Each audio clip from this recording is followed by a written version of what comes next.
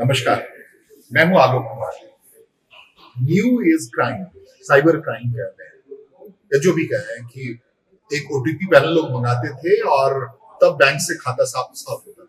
अब ओटीपी की जरूरत नहीं रह गई। लेकिन इस विषय पर काम करने वाले तकरीबन 25 साल से जब आईटी आया, सूचना एवं प्रौद्योगिकी आया, तो इस देश में जिन लोगों ने इस पर सावधानियों के लिए लोगों को आगाह करना शुरू किया, उनमें से पवन दुग्गल साहब। और आज मैं आपसे बात करना चाहूंगा, खास करके अपने दर्शकों के लिए दुग्गल साहब, कि किस मोड़ पे आ गई है पूरी दुनिया और ये शताब्दी कहाँ जाता होगा। दुनिया आज एक बहुत ही दिलचस्प मोड़ बना रही है और अब मोड़ में कुछ ऐसी स्पीड ले रही है कि अगर हम उस संतुलन से बैलेंस से नहीं चलेंगे तो संभावित तौर पर हमारी गाड़ी ओवरटर्न हो जाएगी।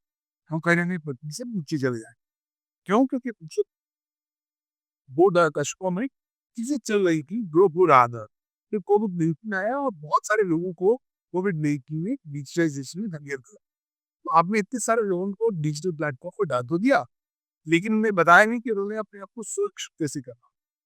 और अब 1-2 साल से जब से जनरेटिव आर्टिफिशियल इंटेलिजेंस आ गया है, तब तो गाड़ी ने इतनी तेज स्पीड पकड़ ली है कि अगर आप अपनी स्पीड पर नियंत्रण नहीं रखेंगे, तो संभावित तौर पर आप अपनी डिजिटल आइडेंटिटी गंवाएँगे, साइबर क्राइम के शिकार होंगे, साइबर सुरक्षा पे आपकी सेंध लगेगी और आप आजीवन के लिए इम्पैक्ट हो जाएँगे।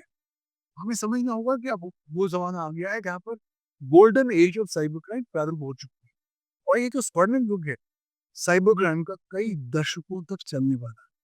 तो इसलिए जितनी जल्दी हम पूरे जागरूक हो जाएंगे, सतर्क होंगे, सावधान होंगे इस उभरती हुई नई ग्राउंड रियलिटीज को लेकर, उतना हम सब ले आपने कहा कि खतरा बढ़ा है एआई के की वजह से, और लोग कह रहे हैं एआई का ग्रोथ अमीबाइटिक है, अमीबा के तरीके से। और हो सकता है जिस ढंग से प्लास्टिक को लेकर हम पहले सावधान नहीं थे और बात करते थे, प्लास्टिक पूरा छा गया, संभव है एआई उसी ढंग से पूरे विश्व पे छा जाएगा। तो क्या सावधानियां बरतनी चाहिए, जो भी अभी कल्पना के तौर पर है, वो बताएं थोड़ा। देखिए, आर्टिफिशियल इंटेलिजेंस की जिंदगी का हिस्सा बन चुका है। प्रॉब्लम ये है कि हम इंसान हम होने के नाते साथ साथ हम आर्टिफिशियल इंटेलिजेंस पर इतने ज्यादा आश्वस्त जा रहे हैं कि हम अपनी क्षमता भूल रहे हैं ये ढूँढने के लिए, प्रयास करने के लिए कि साहब जो आर्टिफ़िशियल इंटेलिजेंस पे बता रहा है, वो सही है या वो गलत। और हम एक आर्टिफ़िशियल स्टेबिलिटी जिसको या लोग कहते हैं, मेरा मानना बिल्कुल विपरीत है। मुझे मेरे अनुसार हम लोग आर्टिफ़िशियल स्टुपिडिटी के युग में जाते हैं, जहाँ पर हम लोग आर्टिफ़िशियली स्टुपिड बन रहे हैं। आर्टिफ़िशियल इंटेलिजेंस के आउटपुट आउटपुट पर पूरी तरह आँखें बंद होके रैजी अनाय करना। मुझे लगता है कि अब बहुत तेज रफ्तार से है। अभी इस ऑलरेडी जो ओपन एआई का नया मॉडल इन्होंने घोषित किया है कुछ दिन पहले ओ 3 वो आज की तारीख दुनिया का मानव बन चुका सबसे तेज और दूसरे तो ये कहते हैं कि ये सुपर इंटेलिजेंस का एक प्रिकर्सर है। तो जो इतनी तेज रफ्तार से किसी ने डेवलप हो रही है, तो हमारा कॉन्सेप्ट 2 चीज़ों में पहला इंश्योर करें कि आर्टिफिशियल इंटेलिजेंस किसी प्रकार से मानवीय इंटरेस्ट का नुकसान ना कर सके, हमें नकारात्मक रूप से प्रभावित ना कर सके। दूसरा, हमें इंश्योर कर सके कि हम साइबर क्राइम, खासतौर पर एआई ड्रिवन साइबर क्राइम के शिकार ना हो सकें। तीसरा, हमें इंश्योर करें कि एआई ड्रिवन साइबर सुरक्षा हम जो सीखते हैं, उसको कम से कम हम बैक हुए दें हमारी इकोसिस्टम को लेकर। तो लगातार हर गुज़रते दिन के साथ नई चुनौतियाँ बढ़ती जा रही हैं। आवश्यकता है कि आप जल्द से जल्द अपनी इस नई चुनौतियों को समझें, परखें और इफ़ेक्टिव अपनी स्ट्रैटेजीज़ बनाएँ, अपने विचार बनाएँ कि हम किस तरीके से अपने आप को प्रोटेक्ट करेंगे, संरक्षित रखेंगे इस आर्टिफ़िशियल इंटेलिजेंस के युग में। हम 2025 में प्रवेश कर गए हैं और उसके साथ साथ दो जो वर्तमान आप भविष्य की बात कह रहे हैं, और जैसे कि आर्टिफिशियल ग्रो करें, लेकिन आज की तारीख में जब प्रधानमंत्री को कहना पड़ा है डिजिटल अरेस्ट के प्रति आगाह करना पड़ा, और बहुत सारे कॉल्स हैं, फोन कॉल्स अभी भी हमारे पास आते रहते हैं, ये सब कैसे ढंग के अपराध हैं और उनकी रोकथाम के लिए क्या हम अब तक मेजर ले पाए? वो तो एडवांस अपराध की बात कर रहे हैं। हमारा जो अब तक का जो मेजर है या हमारी जो पहलकदमी है सरकार की हो, व्यवस्था की, वो पर्याप्त है आज की क्राइम के लिए? मुझे नहीं लगता कि आज के जो वर्तमान प्रयास हैं, आज की वर्तमान गम रियलिटीज़ को डील करने में सक्षम हैं।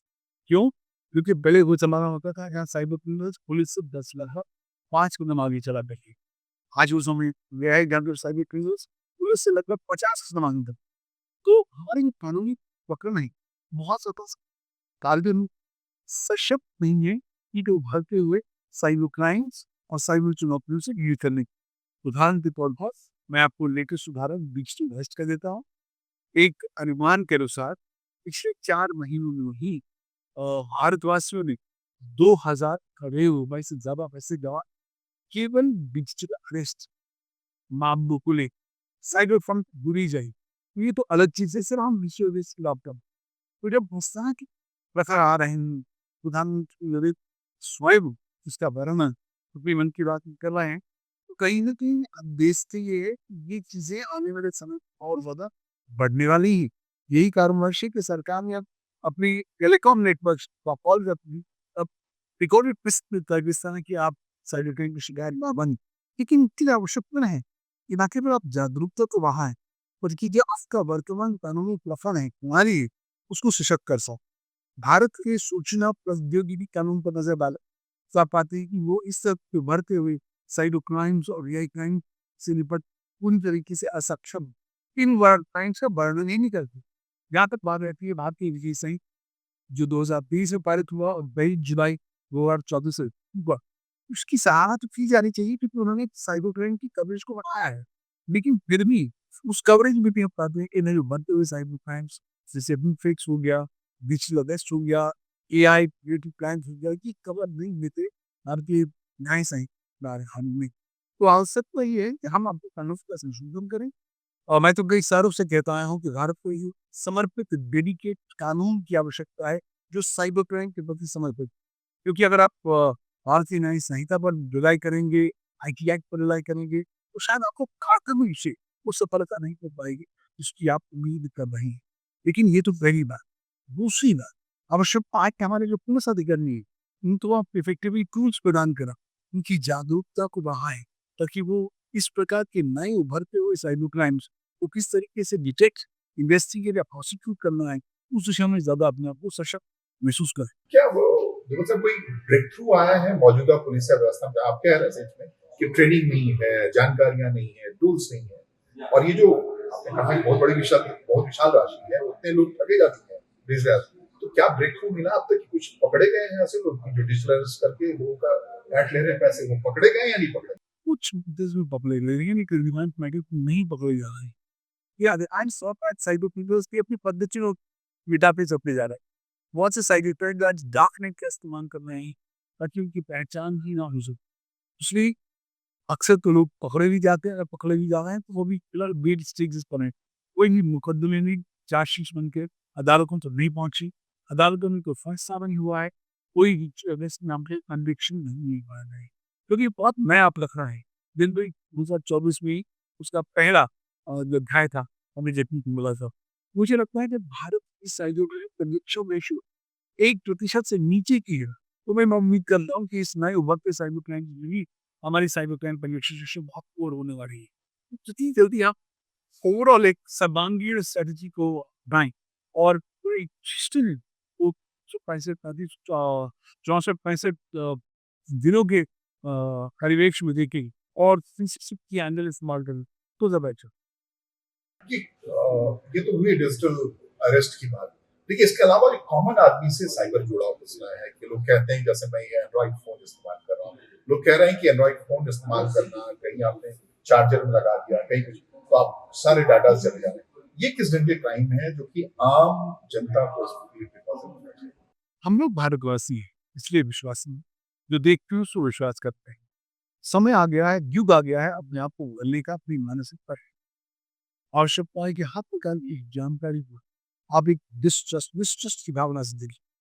उसको शक की भावना से देखिए जब तक आप स्वयं उसकी पुष्टि ना कर पाएँ, उसकी सत्यता को लेके, तब तक उस पर रिलाई ना करें। ये आज का मूल मंत्र हम सबके लिए होना चाहिए। मुझे मैं एंड्रॉइड फ़ोन लेके कहीं किसी भी चार्जर के यहाँ से चार्ज कर रहा हूँ, तो गलत कर रहा हूँ। आपको पता नहीं है चार्जर के अंदर कौन-सा मैलवेयर है, वो किस प्रकार से आपका सारा डेटा लेने वाला है। अगर आप किसी के द्वारा भेजी हुई लिंक को क्लिक कर रहे हैं, इस विश्वास से कि लिंक सुरक्षित है, तो आप गलत कर रहे हैं। क्योंकि अधिकांश केसेस में ये लिंक्स असुरक्षित नहीं हैं। इनमें मैलवेयर होता है, स्पाईवेयर होता है, जो आपके डेटा को चुरा लेगा। आज साइबर क्रिमिनल्स स्मार्ट हो, कम से कम मेहनत में ज़्यादा से ज़्यादा पैसा कमाना चाहते हैं। और इसी प्रकार से इन प्रक्रियाओं के माध्यम से आप हम सबको साइबर क्राइम का शिकार बनाते हैं। डर और पैनिक बरतते हैं। अपने आप को अगर आपको बचाना है, तो 2-3 चीज़ों का ध्यान बहुत ज़रूरी है। पहला, समझना है कि जीवन और इंटरनेट 2 अलग-अलग अफ़वाहें हैं। इंटरनेट ही जीवन नहीं और जीवन ही इंटरनेट नहीं। जब हम इस सत्य को हम पहचान लेंगे, तो काफ़ी हद तक इंटरनेट को उसके लेवल पर रखेंगे, टूल के माध्यम से दूसरा, आवश्यकता साइबर सुरक्षा जीवन जी की शेयरिंग की सुलभ में डाल उम्मीद ना करें कि बॉस मैंने अपने डिवाइस पे जो गड़बड़ करनी थी कर दी, साइबर सुरक्षा का मामला होगा तो सरकार देखेगी। सॉरी, साइबर सुरक्षा का मामला होगा तो आपको और मुझे हम सबको देखना पड़ेगा। क्यों? हम सबकी साझेदारी है, हम सबकी ज़िम्मेवारी भी है। क्योंकि साइबर सुरक्षा एक कॉमन हेरिटेज है, कॉमन रिस्पॉन्सिबिलिटी। और तीसरी महत्वपूर्ण बात, मुझे लगता है अपने डेटा के संरक्षण की ज़िम्मेवारी प्राथमिकता हमारी स्वयं होनी चाहिए। अब ये मत उम्मीद करिए कि कानून आया है, digital personal data protection act आ गया है, ऐसे करोड़ रुपए फाइन लगेंगे, मैं निश्चित देता हूँ। सॉरी, वो 250 करोड़ रुपए का फाइन जो है आपको नहीं मिलने वाला, तो सरकार के पास जाएगा, फिर सॉरी के पास जाएगा। कब मिलेगा, कैसे मिलेगा, किन परिस्थितियों में मिलेगा, उसकी परिभाषा अभी तक क्लैरिटी नहीं आ रहा है। उस संदर्भ में अपने डेटा पे संरक्षण रखें, आप अपने डिवाइस पर अच्छा एंटीवायरस डालें, अच्छा फायरवॉल डालें, कभी इधर का आपकी जाऊँ कहीं सदर्भ में कॉमन सेंस का इस्तेमाल करें और ध्यानपूर्वक अपनी गतिविधियाँ करिए। समझ लीजिए जो-जो चीज़ें आप कर रहे हैं इंटरनेट पर, अपने इलेक्ट्रॉनिक पद्धति में छोड़ते जा रहे हैं।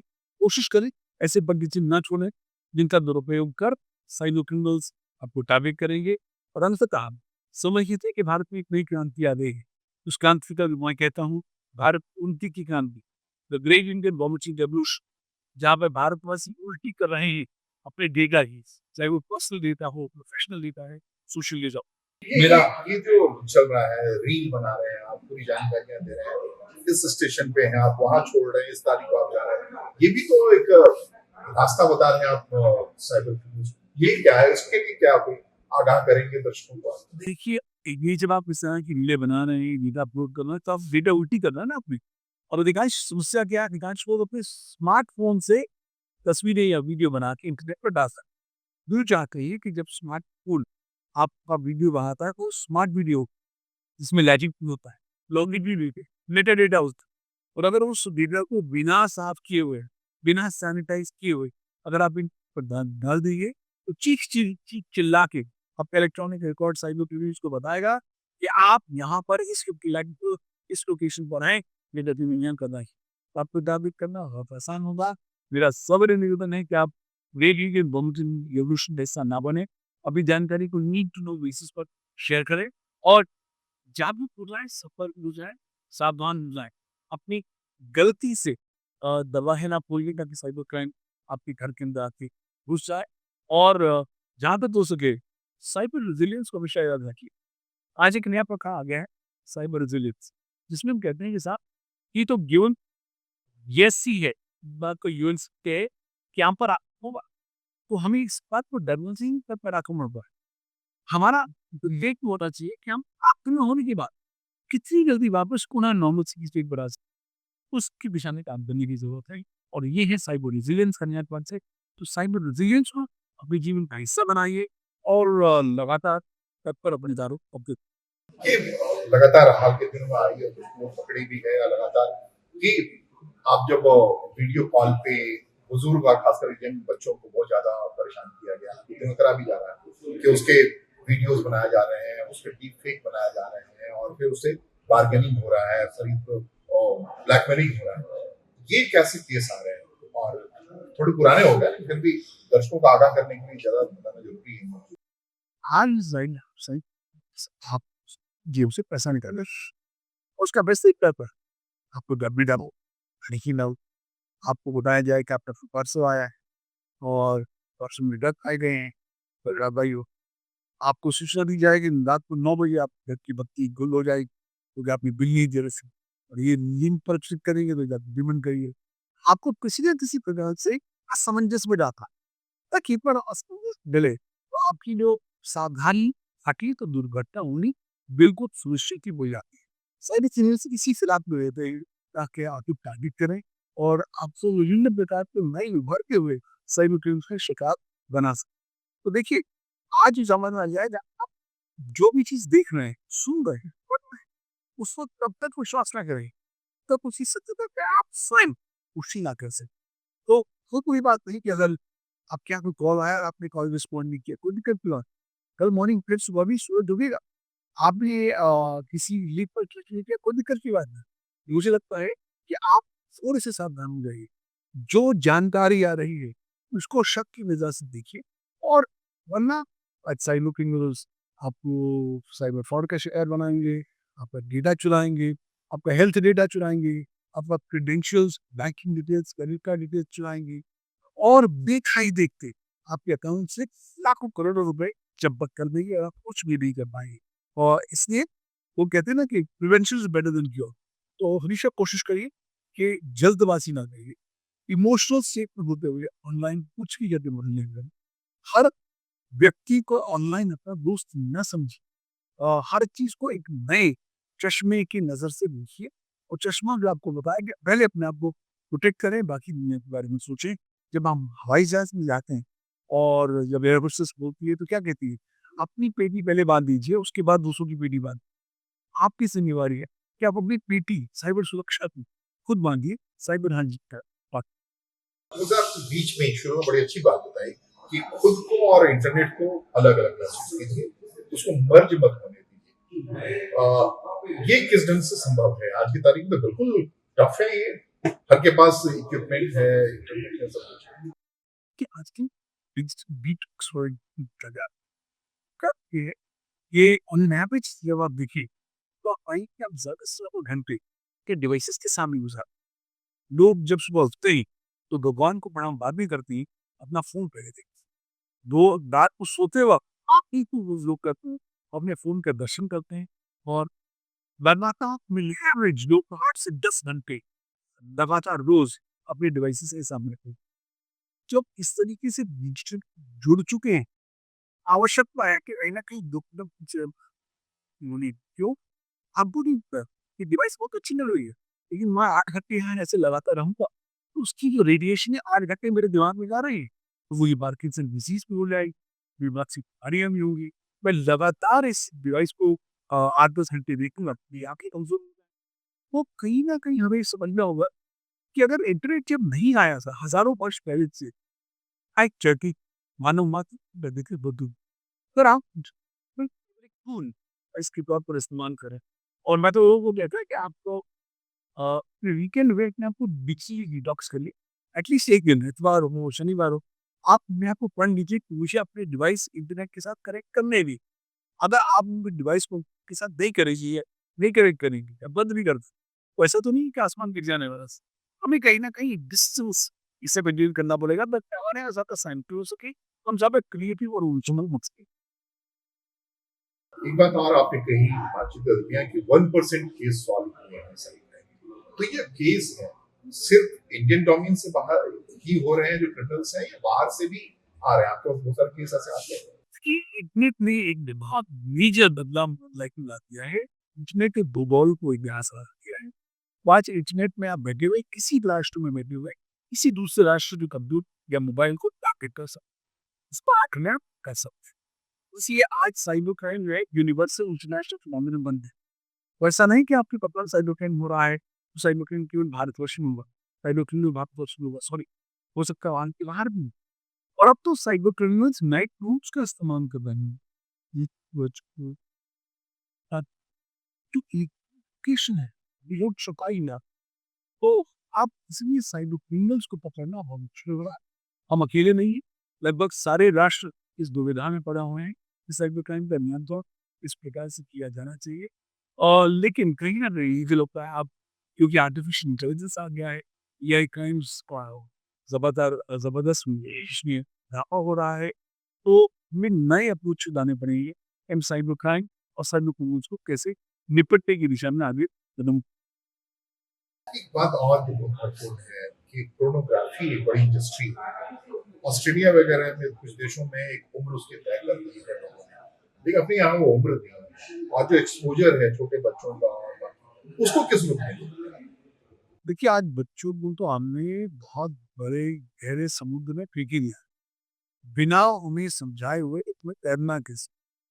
आज मैं देखता हूँ भारत में लोग जो हैं, अपना बच्चा 1 या 2 साल का होता है, उसको चुप लगाने के लिए उसके हाथ में फ़ोन दे देते हैं। कार्टून दिखाते रहते हैं। बाकी भैया वो चुप बैठा रहा है, कौन काम करेंगे अपना। जो तो वो मानसिकता थी।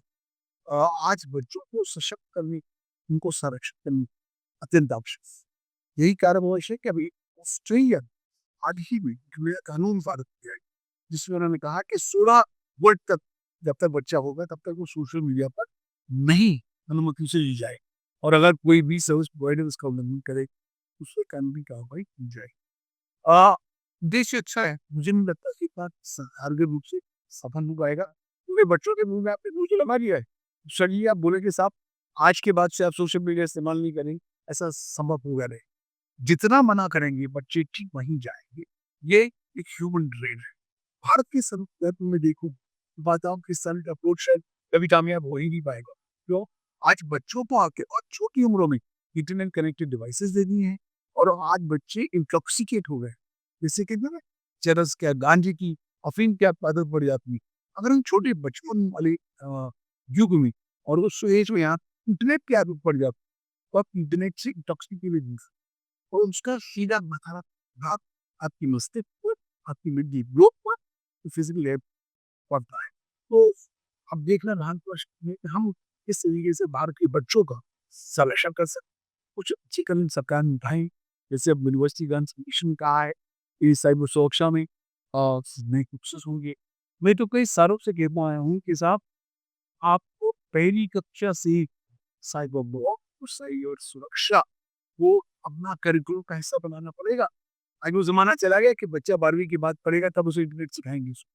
आज तो बच्चा अपनी पहले दूसरे साल में ही इंटरनेट से पूरी तरीके से अवगत हो चुका है। तो मैं बहुत ठोस कदम उठाने के लिए भारत के संदर्भ में, लेकिन भारतीय बच्चों और भारतीय बचपन को हम सशक्त और सुरक्षित बना सकते पार्लियामेंट अलग-अलग कारणों से हंगामे में रहते हैं। पूरे पार्लियामेंट में इस संदर्भ में जब आप एआई की चुनौती की बात कर रहे हैं या साइबर क्राइम की बात होने का बात कर रहे हैं, उस पे चर्चा नहीं हो रही। आपने कहा कि कानून इस हिसाब से नहीं बन रहा। इसको किस ढंग से देख रहे हैं कि सरकार को कितना सचेत होना चाहिए और हैं। शिव पे सरकार बहुत काम करने की आवश्यकता है। आर्टिफिशियल इंटेलिजेंस में क्यों? कि ऑलरेडी भारत पीछे चल रहा है। 3 अलग-अलग कानून दुनिया में नहीं। यूरोपियन यूनियन हाल ही में अपना आर्टिफिशियल इंटेलिजेंस कानून भी पारित कर दिया है। इसके साथ चीन ने दुनिया का जेनरेटिव आर्टिफिशियल इंटेलिजेंस को रेगुलेट करने का कानून पारित कर यूरोप में लॉ पारित कर दिया। वो समय आ गया है कि आपको भारत में एक डेडिकेटेड समर्पित कानून की आवश्यकता है, जो आर्टिफिशियल इंटेलिजेंस के प्रति समर्पित हो। क्यों? क्योंकि जो भारत सूचना का कानून सन 2000 उसका एक संशोधित स्वरूप है 2008 का या आईटी जो का 21 है, वो आर्टिफिशियल इंटेलिजेंस को प्रश्न नहीं करते थे।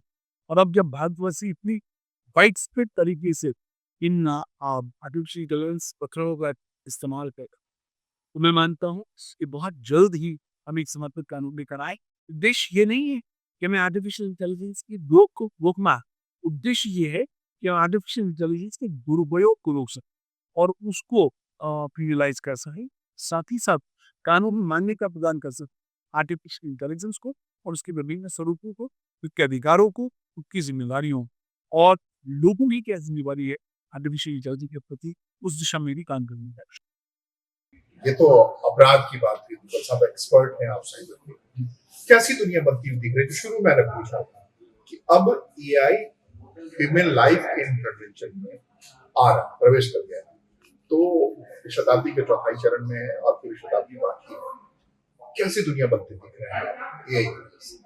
दुनिया एक नई विस्तार शुरू की अवतार की दुनिया नजर आ रही है और प्रॉब्लम ये है कि दुनिया इतनी तेज रफ्तार से बदल रही है कि उस तेज रफ्तार की स्पीड को आइडेंटिफाई करने में नाकामयाब हो रहा है। और 2023 में ओपन यान प्रोजेक्ट शुरू किया, उसका नाम है सुपर इंटेलिजेंस अलाइनमेंट।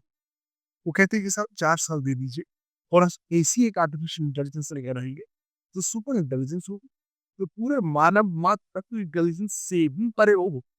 तो देखिए वो विश्वविद्यालय से सारे वो साल, तो इसीलिए अगर आप सोचते हैं कि आप 9 से 5 जॉब कर लेंगे, ऐसी ज़िंदगी चलती रहेगी, तो आप गलत समझते हैं।